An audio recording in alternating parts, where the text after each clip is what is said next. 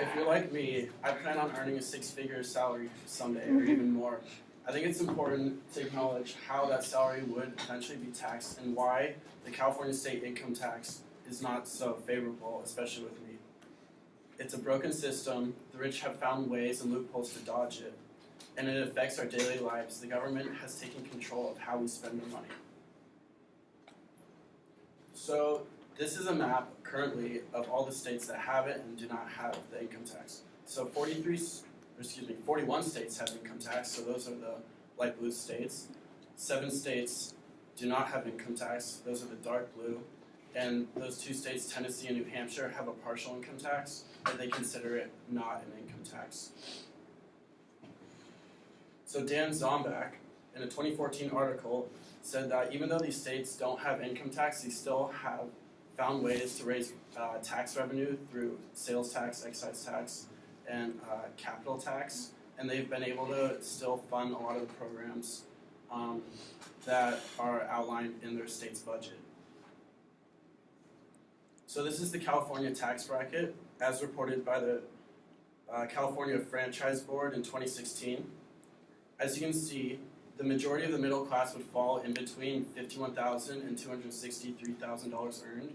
So they would essentially pay a 9.3% income tax.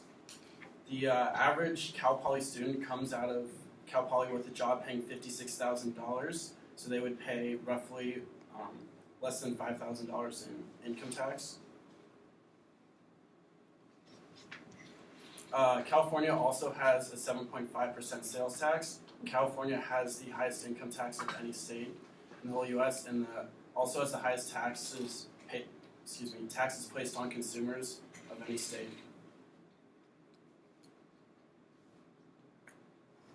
So here's the pros to eliminating the income tax and moving towards a sales tax.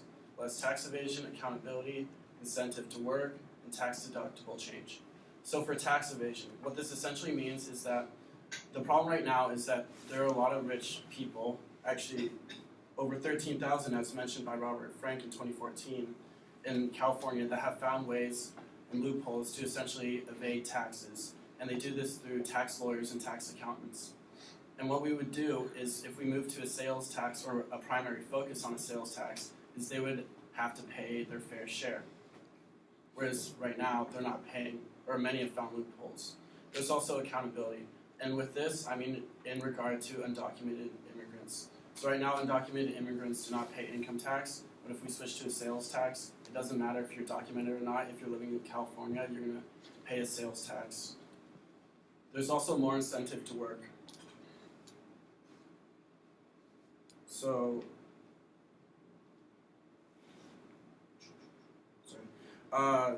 the Congressional Budget Office in 2015 says that as you increase income tax, people have less incentive to work and less incentive to work, so they work fewer hours and they are more likely to not move up in their job.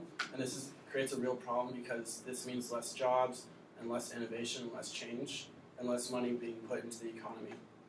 There's also a tax-deductible change.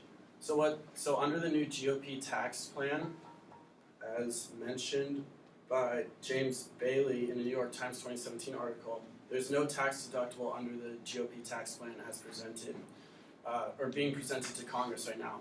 And what this means is in the past, if you paid $5,000 in taxes for income in California, and you were supposed to pay $6,000 for, let's say, like federal income tax, you could deduct the $5,000 from the $6,000 for your federal, so you'd end up only paying $6,000 total taxes.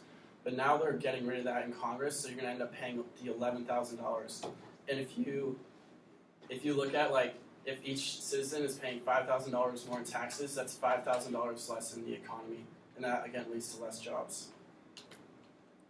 So I want to give an example of a place where no income tax has worked, and that's in my hometown state of Washington. So Washington has one of the most progressive tax systems in the United States. In the United States. But as John Talton said in a Seattle Times 2017 article, Washington has seen one of the highest GDP growths of any state in the U.S. in the past year. And this can definitely be seen as a relationship to the regressive tax system because companies are more likely to come to Washington and stay in Washington because they have more capital to reinvest into the company, into the economy of the state. Now, there are some cons to a more regressive tax system and eliminating the income tax. So it is regressive, and it would be hard to replace. So the Center for Public Policy writes in 2017 that a sales tax hits the poor the hardest, because essentially what happens is they pay a higher share of their income towards the sales tax compared to the rich, because the rich will end up buying more products, but as a share of their total income, it won't be as much, so it won't hurt them as much as it would hurt the poor. As John Morlock said in a 2016 Senate committee meeting, income tax in California makes up about 2/3 of total revenue. So if you get rid of the 2/3 of revenue, it's tough to replace it with just sales tax. So there would have to be cuts to programs, and the overall budget would have to be scaled down, which is very tough for states to do. So again, it's regressive and it's hard to replace.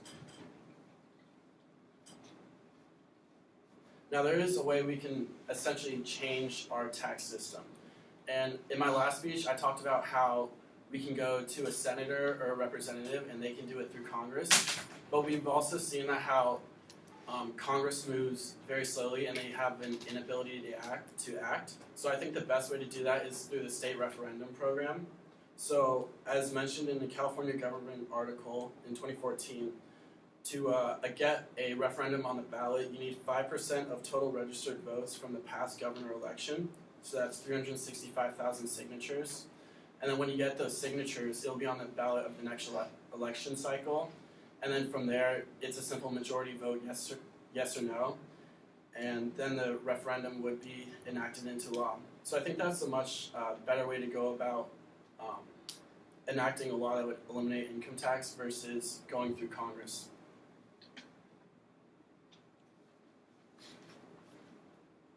So as we've seen, to make change, we need to essentially go through a referendum. But here's why I think we should eliminate the income tax. It's essentially doesn't support the founding principles that our founding fathers believed in, so life, liberty, and the pursuit of happiness. And more specifically, liberty, which is our freedom placed on us without restriction from the government. Because with an income tax, the government's telling us what we're doing with our money and how much taxes we pay, versus with a sales tax, we decide how much taxes we put into the system. And I think that really puts the power back into people's hands. So I hope that one day, maybe you're walking around the park or the mall, and someone comes up to you with a referendum and asks you to sign it that would essentially eliminate the income tax. I'm hoping that you'll think twice about it and support me in my decision to eliminate the income tax. Thank you.